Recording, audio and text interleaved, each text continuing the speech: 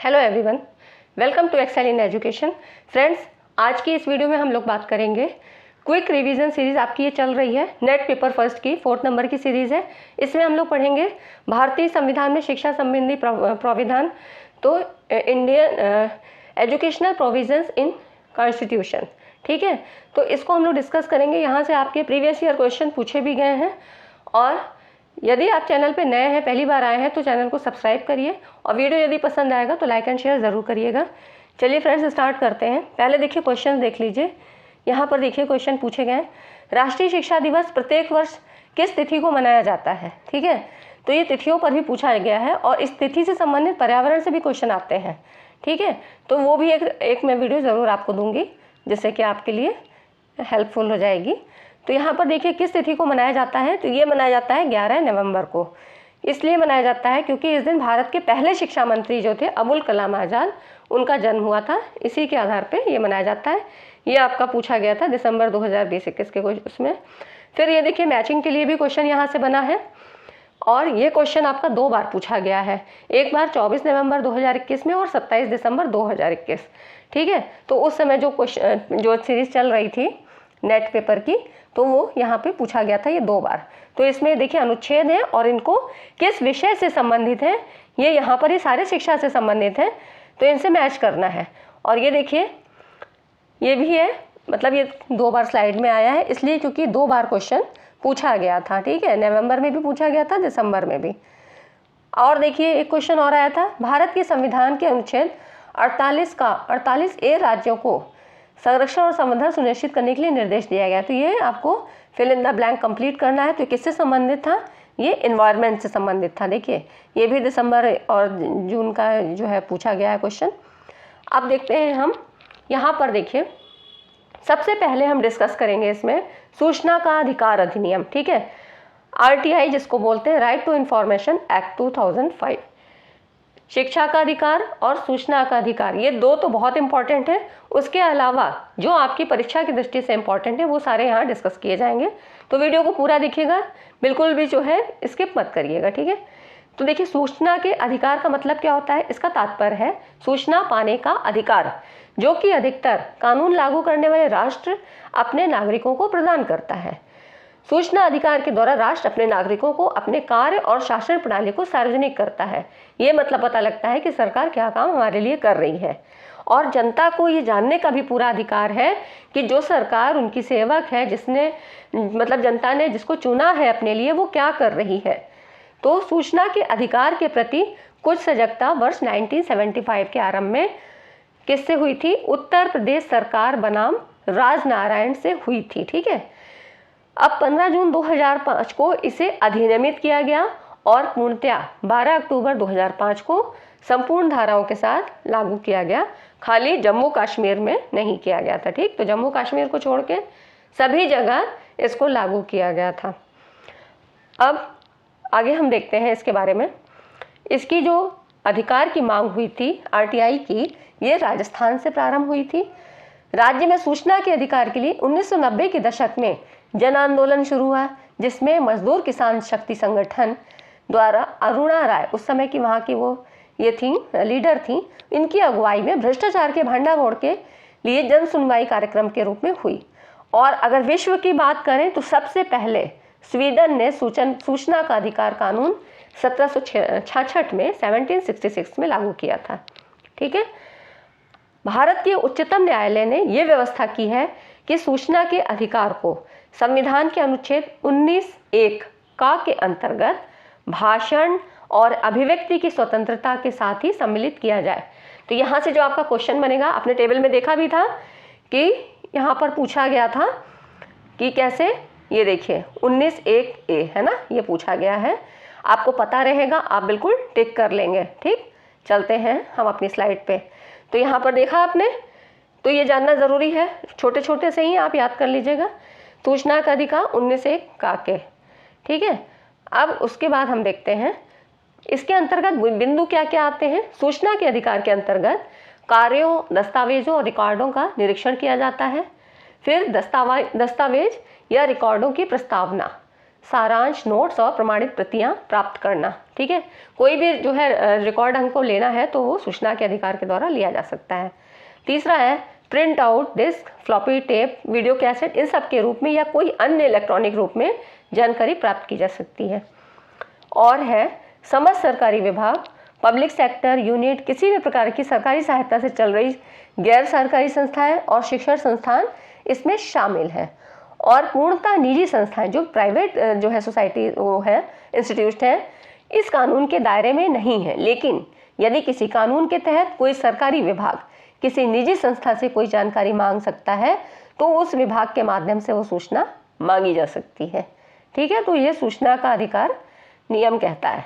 5वां पॉइंट है प्रत्येक सरकारी विभाग में एक या एक से अधिक जन सूचना अधिकारी बनाए गए हैं जो सूचना के अधिकार के तहत आवेदन स्वीकार करते हैं, मांगी गई सूचनाओं को एकत्र करते हैं और अगर कोई आवेदन करता है जो मांग रहा है उसको उपलब्ध कराते हैं।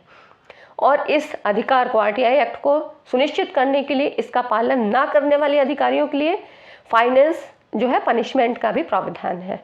ठीक है, तो वित्तीय दंड जिसको बोलते हैं इसका भी प्रावधान है। तो ये हो गया, आपने आरटीआई एक्ट पढ़ लिया। ठीक, आरटीआई एक्ट 2005। ठीक है, इसके बाद हम आगे पढ़ेंगे। अब ये तो हुआ सूचना का अधिकार, उसके बाद पढ़ेंगे शिक्षा का अधिकार अधिनियम।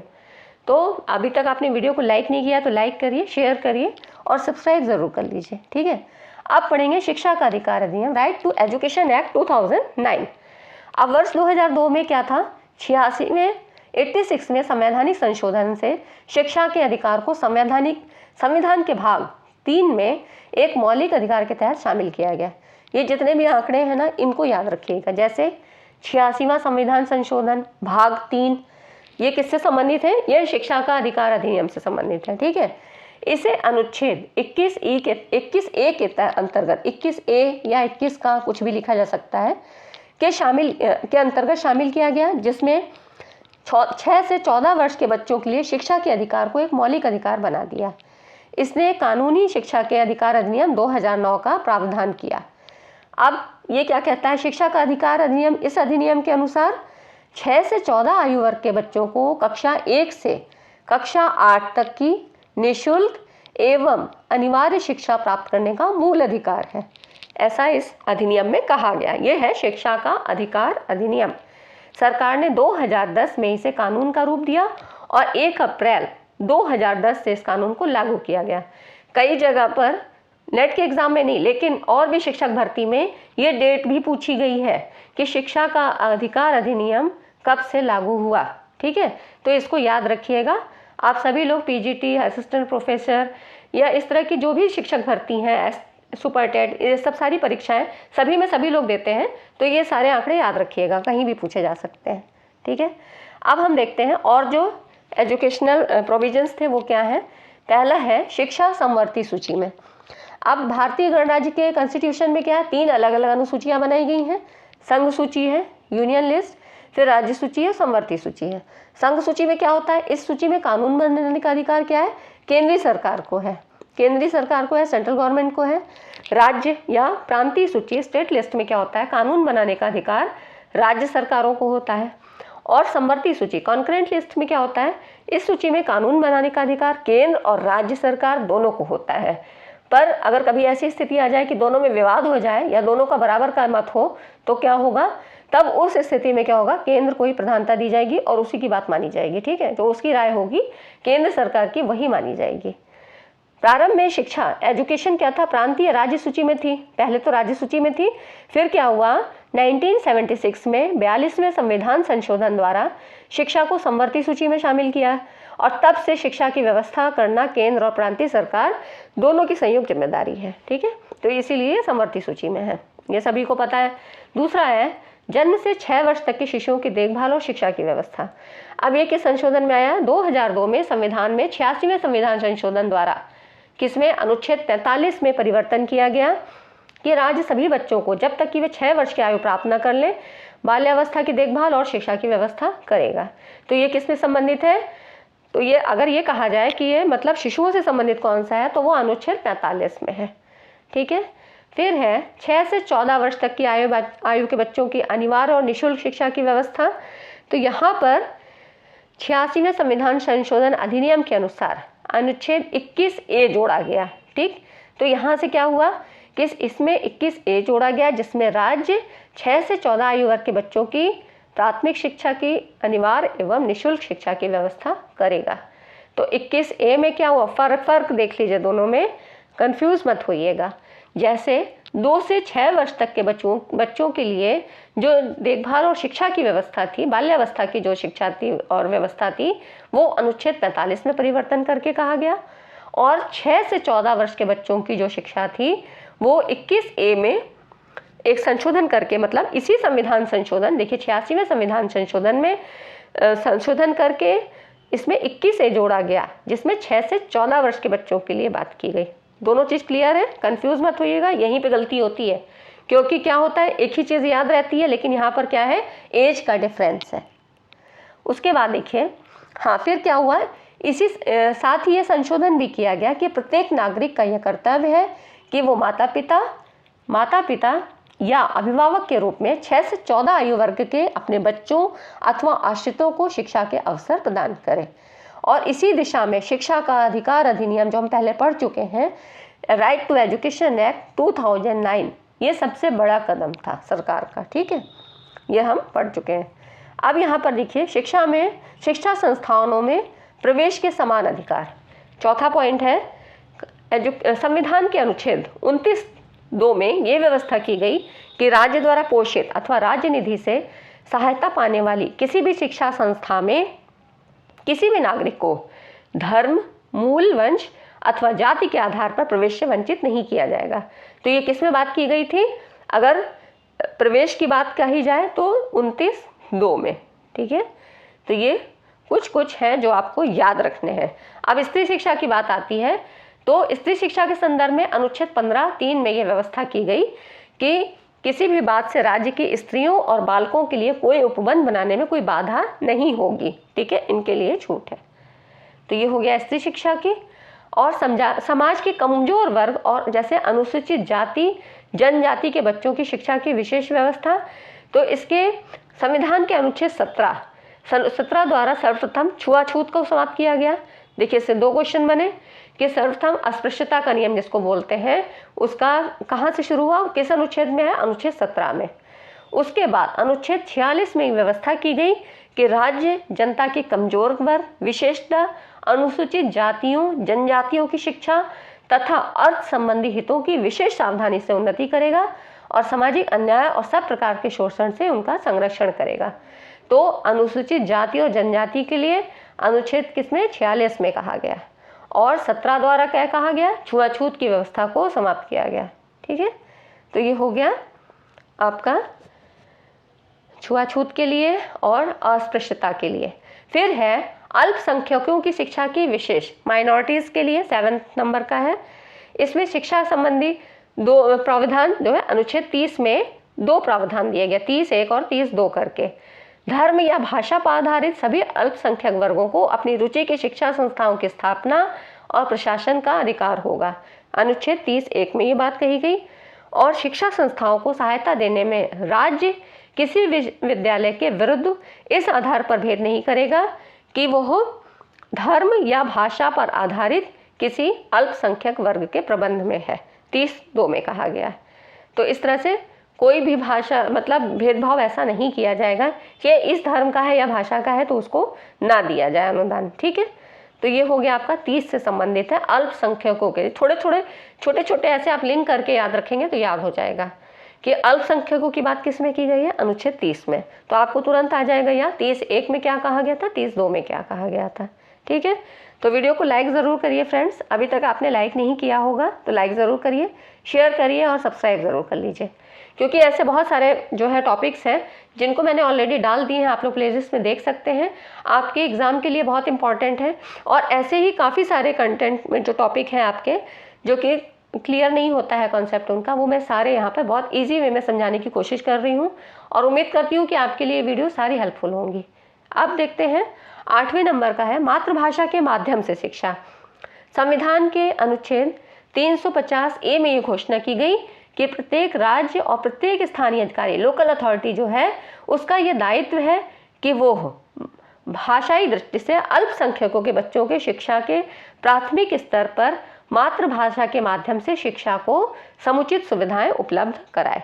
तो ये कहा गया मातृभाषा के लिए, मातृभाषा के माध्यम से किस अनुच्छेद में? 350A में। धार्मिक शिक्षा के बारे में संविधान के अनुच्छेद 28 में घोषणा की गई कि पूर्ण रूप से राज्य निधि द्वारा पोषित किसी भी शिक्षा संस्था में धार्मिक शिक्षा नहीं दी जाएगी। कहीं पर भी धर्म के आधार पर शिक्षा की व्यवस्था नहीं है, कहीं पर भी आप देख लीजिए। और अनुच्छेद 22 में स्पष्ट किया गया कि राज्य निधि से सहायता प्राप्त किसी भी शिक्षा संस्था में बच्चों किसी धार्मिक उपासना में उपस्थित होने के लिए बाध्य नहीं किया जाएगा। मतलब अनुच्छेद 28 में ये कहा गया कि कहीं पर भी धार्मिक शिक्षा, एक विशेष धर्म की शिक्षा को प्रधानता नहीं दी जाएगी। और अनुच्छेद 22 में ये कहा गया कि किसी भी बच्चे को फोर्सफुली उसको ज्वाइन करने के लिए नहीं कहा जा सकता है कि तुम इस धर्म के हो तो तुमको यहाँ जाना है, ठीक है, या नहीं हो तब भी जाना है। ये चीज़ अलग अलग देखिए अनुच्छेद में कही गई है। फिर ये लास्ट स्लाइड है इस वीडियो की, राष्ट्रीय महत्व की भाषाओं की शिक्षा। संविधान के अनुच्छेद 344(1) में 15 भाषाओं को राष्ट्रीय महत्व की भाषा घोषित किया गया था। 15 महत्व की भाषाएं थी, उसमें बहुत सारी भाषाएं थी। फिर आगे चल के संविधान संशोधन द्वारा ये सारी भाषाएं 7 भाषाओं को और मान्यता प्रदान की गई, जिसमें ये सारी भाषाएं थी। इस प्रकार से अब इस समय क्या है, 15 + 7 22 भाषाएं हो गई हैं। तो ये राष्ट्रीय महत्व की भाषाएं थी। फिर राष्ट्रभाषा हिंदी का विकास, ये ज़्यादा इम्पॉर्टेंट है। संविधान के अनुच्छेद 343 में हिंदी को संघ की राजभाषा घोषित किया गया। किस अनुच्छेद में बात की गई? 343 में। और साथ ही साथ अनुच्छेद 351 में इसके विकास के लिए विशेष प्रयत्न करने की व्यवस्था की गई है। तो इस तरह से जो ज़्यादा इम्पॉर्टेंट टॉपिक थे, मतलब अनुच्छेद से संबंधित, शिक्षा संबंधी जो प्रावधान थे, वो हमने यहाँ पे डिस्कस कर लिए हैं। तो आशा करती हूँ ये वीडियो आपके लिए बहुत हेल्पफुल होगी। तो चैनल को सब्सक्राइब ज़रूर करिए और वीडियो को लाइक एंड शेयर करके ही जाइएगा। चलिए फ्रेंड, मिलते हैं अगली वीडियो में एक नए टॉपिक के साथ। और अगर आपकी कोई भी बात है जो आप कहना चाहते हैं कि हाँ कौन सा टॉपिक और होना चाहिए, नहीं समझ में आ रहा है, तो आप लोग प्लीज़ कमेंट सेक्शन में बताइए, ठीक है। तो मैं कोशिश करूँगी कि आपके लिए वो सारी चीज़ें मैं यहाँ पर उपलब्ध करा पाऊँ। चलिए friends, thanks for watching this video.